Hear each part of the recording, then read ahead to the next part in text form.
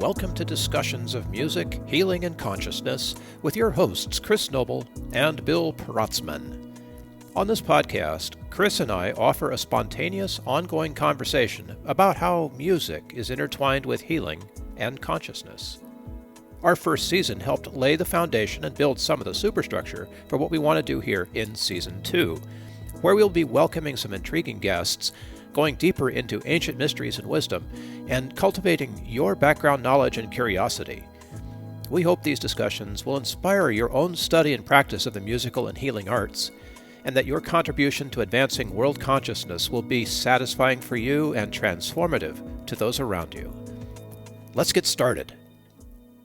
Okay, so here we are today with and we're going to play this whole song, but let's do the hypothesis first. So here we are today with John Lennon's Imagine, which is, supposed to be 528 hertz, the love frequency and all of that. And it does, 528 hertz does great things with water, like as Chris has talked about before, Dr. Emoto, Yeah. whatever his ice. And so what we want to do today is we want to offer, why don't you say it? We want to offer a new idea about this song. We have a hypothesis, everybody. We have a theory here that the song Imagine, although when you look on the web and on a lot of spiritual maybe networks and things like that, they'll use the song Imagine as a great example of song or music that is, at least from what I've seen, it says it's kind of like tuned to the frequency of love, which is a 528 hertz. However, we're going to be presenting today what we have discovered through, and by we mostly what Bill has been experimenting with that song and with those frequencies. And what we have found kind of contradicts a little bit what we've been told in the spiritual community. And at the same time, we've also found some amazing stuff that reinforces the power of the song Imagine and why the song Imagine still forms these symmetrical, beautiful crystals in water, which we do know through the Dr. Emoto experiments. So this is all, we're going to walk you through the experiment and the hypothesis, and we'll give you our conclusion at the end. But it's a very interesting process that I didn't even understand was a thing with this song, was a reality. So Yeah. Thanks for the research, Bill. Our mad scientist, Bill Protzman, is going to take us away on this experiment. Oh man, this has been bugging me, as you know. The whole frequency I has been know. bugging me. I guess what I'd like to offer right up front is that 528 hertz is not that far away from the normal, I'm saying normal here, way that we tune to the C above middle C. C above middle C. And by the way, you're hearing me kind of funny, everybody, but that's okay, so we can bring all this music in. So here's the C above middle C, right? It's a nice sounding note. And Imagine is written, the score, the music is written down in the key of C. If you were to listen to it, you would hear it, if you had perfect pitch, as being in C, right?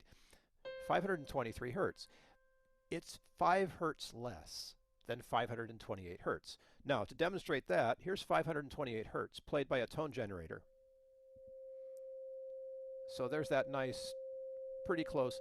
And here's the keyboard at the same time.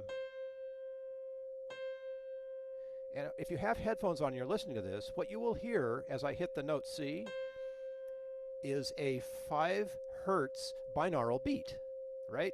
Wah, wah, wah, wah, wah. And that means there are 5 vibrations of that binaural beat per second.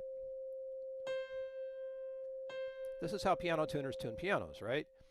So rather than try to rearrange everything into 528 hertz here, which you can do with online tools, we're going to use an actual recording of remastered in 2010 of John Lennon's and the Beatles doing Imagine, and we're going to show the score at the same time so that you can see what's actually happening in the music as this happens. Now keep in mind that this C above middle C is 528 or 523 hertz. The average ear won't be able to hear them, tell them apart unless you were to tune in advance. But since everything that we're doing isn't tuned to 528 right now, and that's not our point anyhow, we want to show you how this looks and how it sounds at the same time. So, wonder of technology here. Let us do what we can do. I'm going to share the image of Imagine, the simple score as we go through, and play it so you'll be able to see what's happening here. So, Here we go in 3, 2, 1. Here's Imagine.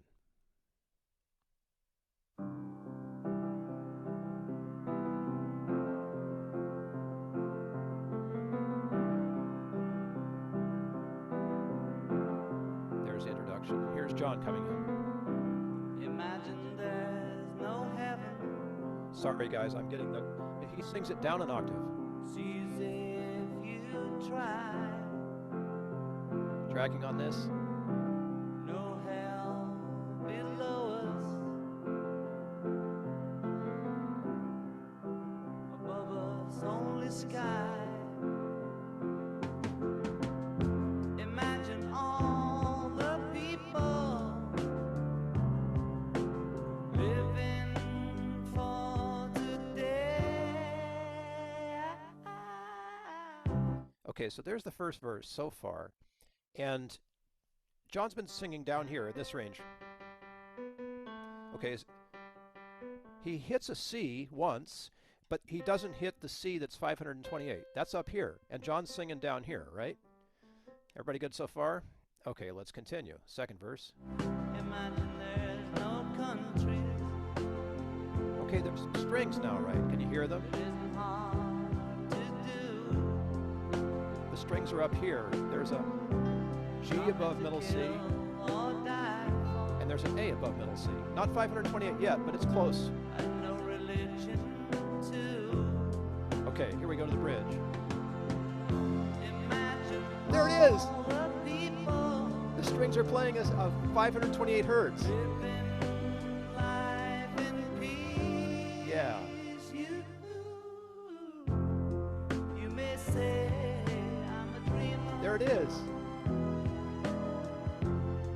but I'm not the only one. There it is. I hope someday you'll join us, and the world will be as one. There it is in the strings, 528. Imagine no Okay, possession. let's go back, last verse. I wonder if you can. No need for greed or hunger, or brotherhood of man. Okay, here come the strings again. Imagine all the people sharing all the world. You may say I'm a dreamer, There they are. but I'm not the only one. There it is. I hope someday you'll join us, and the world will live as one.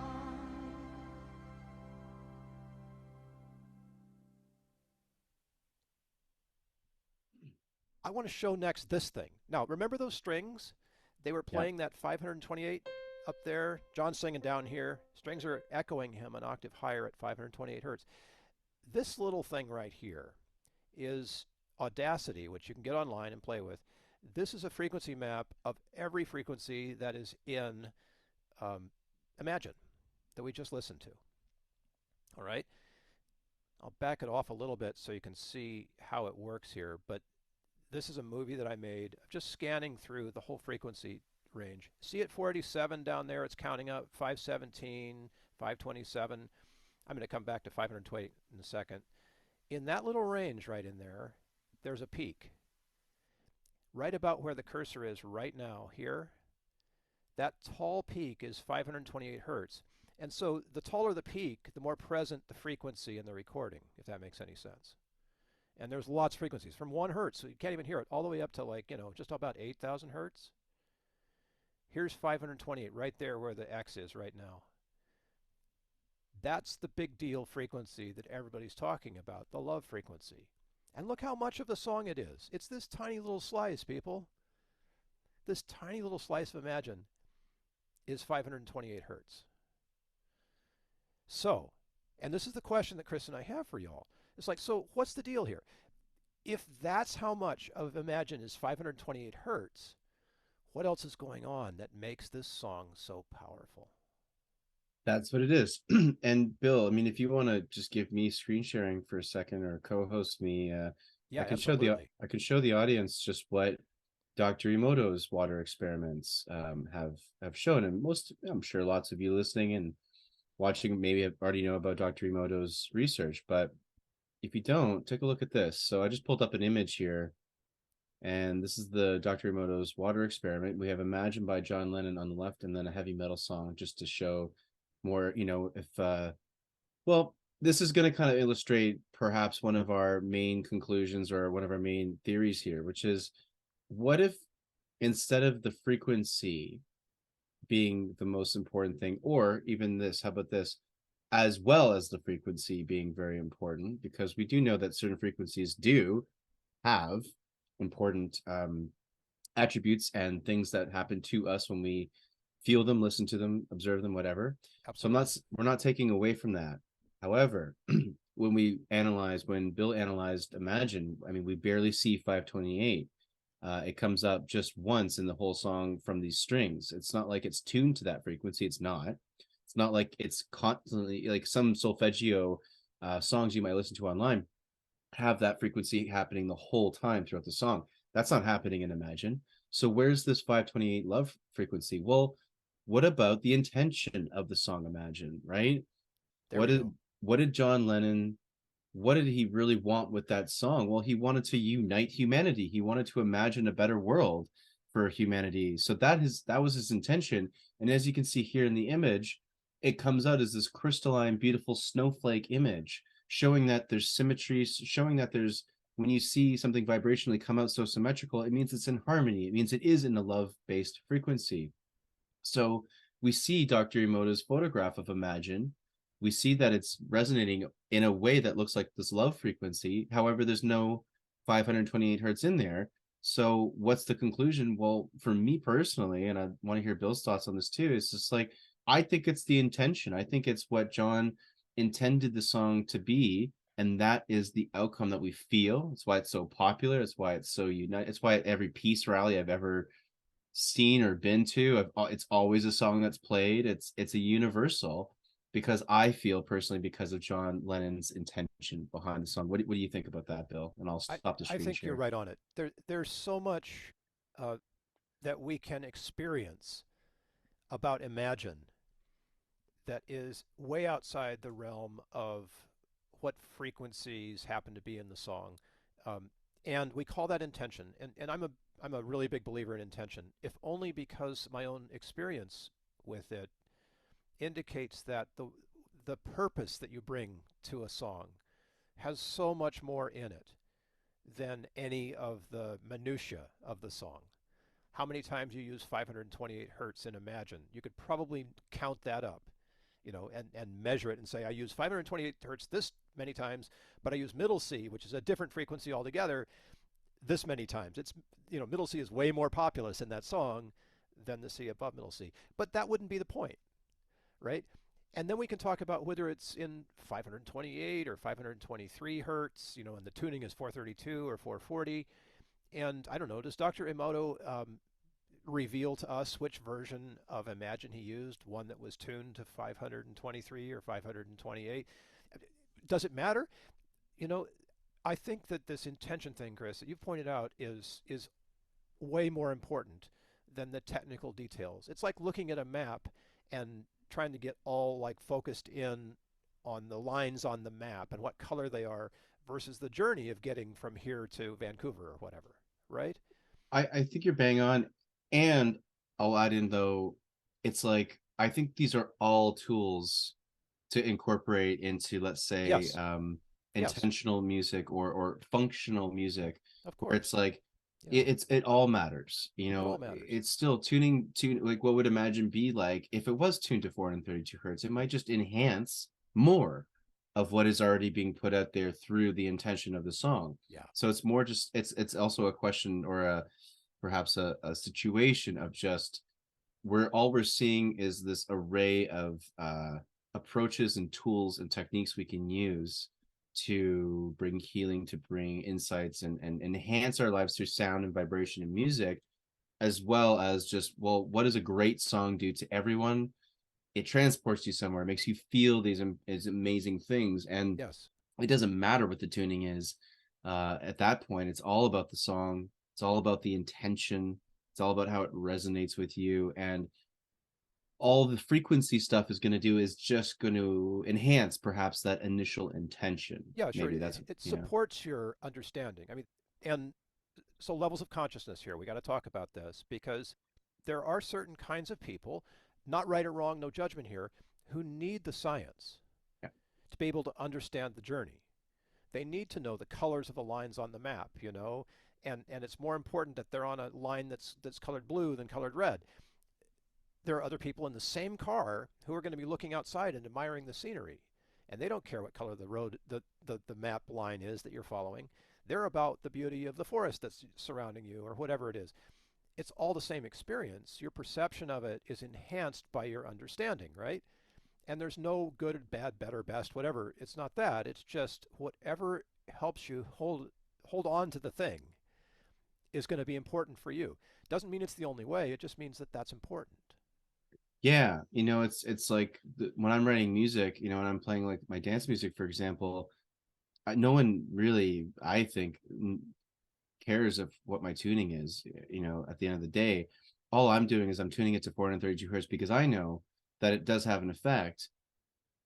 But at the end of the day, I'm still a composer, I'm still a musician first and foremost. And it's like the most important thing is the intention of the song, is the journey and the message that we want to put the listener through, the audience through.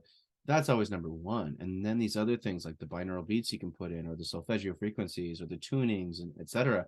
That's all important. And it's also probably not as important as that initial intention. I feel like Right. that's the foundation, and then all these other cool and important and effective uh, tools, let's say, are also a part of it, but I would argue maybe they're not the foundation, They're not the foundation. I mean, with maybe some small exceptions. look at the words in this amazing song. Yeah, I mean, exactly. it's kind of obvious to anyone who reads the words that in order to get from wherever we are right now to the vision that John has for us requires one really important skill, imagination. Yeah. It doesn't say understand, if John were to sing, imagine all the people as if everyone were in 528 hertz right now, it would all be fine. You're But gonna he lose did, some people. we're going to lose people, right? But he left it open to what? Our imagination, right?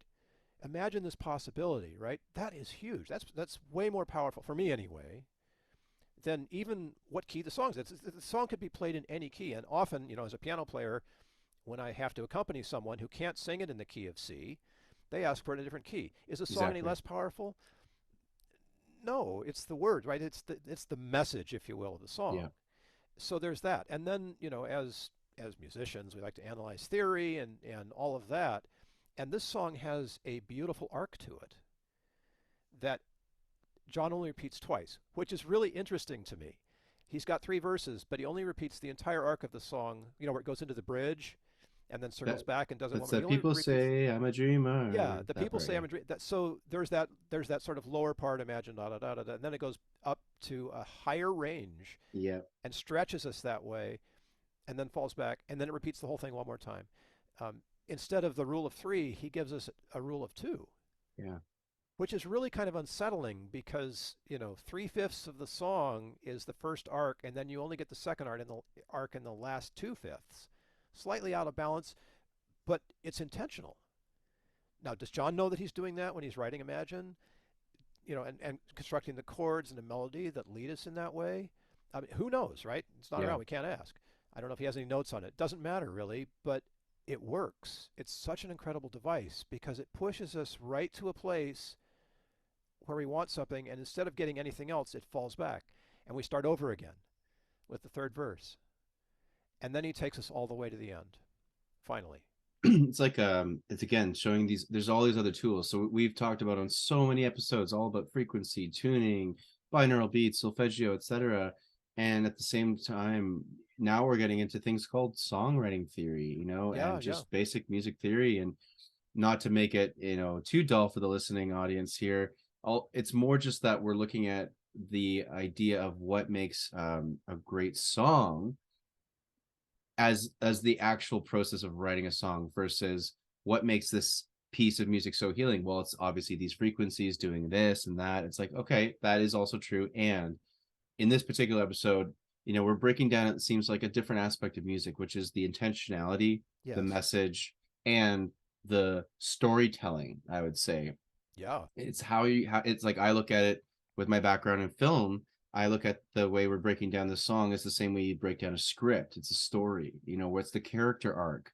Each scene has its own arc within the full spectrum of the arc of the entire story of the entire film. And it's the same with song. The song has its own unique kind of arc, and that has a significance to it, and it plays on our emotions, and it's all part of the storytelling journey of the song Imagine, right? With the message. So it's such a powerful song for these more, I feel like, fundamental reasons than it Oh is yeah. because it supposedly resonates at this 528 hertz, which we just debunked. Basically, it doesn't. Well, or hey, great, cool. And the story arc that you're talking about, the character arc. I mean, can you see how John goes first? Imagine there's no heaven, no hell. It's like this huge vision, Mm-hmm. and then it gets imagine there's no countries. It comes down a little closer to home, right? Mm-hmm.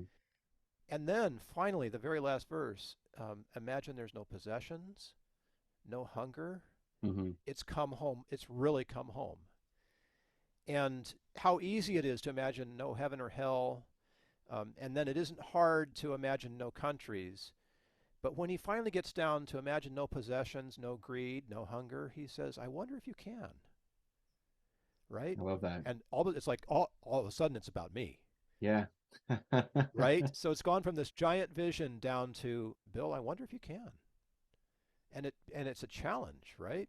Mm. And if that isn't enough to grab you, you know, it just wrenches your heart right there. I mean, it's so beautiful. I just saw a quote as I pulled up that image of the Dr. Emoto water with the Imagine song. I'm seeing on this, there's a quote that says from John Lennon. He says, "Reality leaves a lot to the imagination." Perfect, isn't it? And that's what I think he's also doing with the song, is he's leaving it up to our imagination. Hence the title of the song as well. It's very meta, right? There's a lot It's of very meta. layers to this.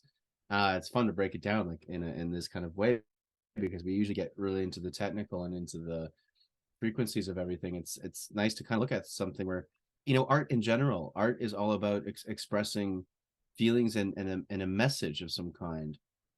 And we were saying, I think in some other episodes, like, art is kind of the one of the best tools to explain the ineffable. The things that we can't even put to words per se Right. can be better communicated through forms of art.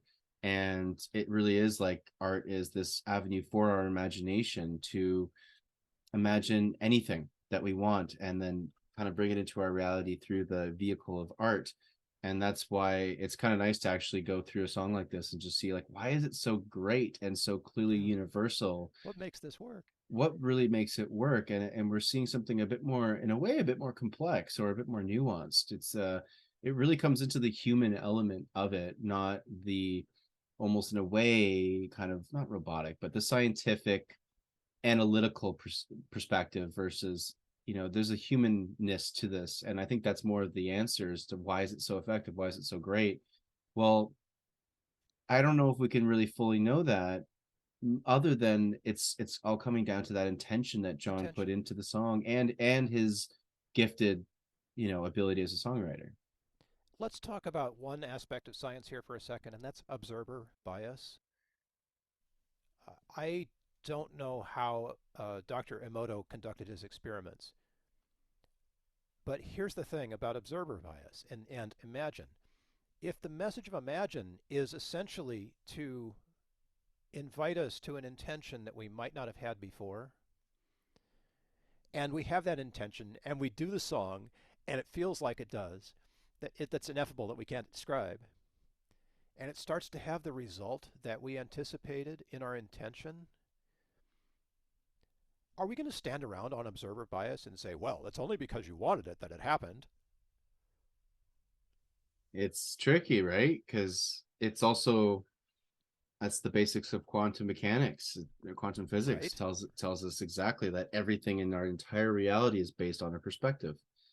Everything in our physical reality is forming itself to our perception. Whether, on the smallest level, does this turn into a particle or does it turn into a wave? Well, that's all dictated on us, the observer, seeing this. So yeah, it's interesting paradox almost, or this Isn't kind it of, though? it really is, right? You're like, well, my brain's kind of feels like it's doing bench presses right now, trying to come up with like, well, what's the solid answer to this? I don't think there really I don't think there is. is. I think that we're asking the wrong question.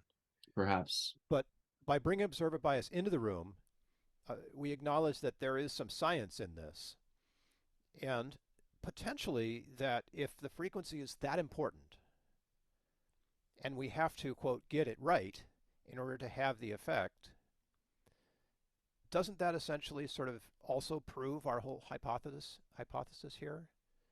In other words, if it works at 528 hertz and it doesn't work at 523, then we can say that observer bias doesn't matter. But it works at both frequencies and probably at others as well. I mean, if you're playing for somebody who sings it in G or F or B flat or whatever, it's going to work just fine. So, what is the point of observer bias if the song is going to work anyhow, right? Well, also, this gets into like the kind of dicey area of the health industry, where it's like, why don't we just use the placebo effect for everything in Right, medicine? right, Really though, right? right. If the doctors just switched all of a sudden on a dime, and these are doctors, like, again, we have, especially in Western culture, we have like a god complex with our doctors. Like, we believe everything. There's they call it like the white coat phenomenon or something. I've heard there's a whole thing behind it. Like, if there's anyone going to tell us something that we'll believe, it's from a doctor. And if they just came to you and started saying like, whatever you had wrong with you, they said, yeah, you're cured of it, you're done, you're good, you're fine, whether that's true or not, they would just come to you and say that. How many people do you think would actually become cured with whatever they have going on, just because of that observer bias situation, where they're in full belief, that that's true? Well, the doctor said it, so it must be true, right? Well, So now I, you're, I come from a tradition of spiritual healing, so uh, my answer is going to be a little bit different. There'd probably be a lot of people who'd respond positively to that. yes, exactly.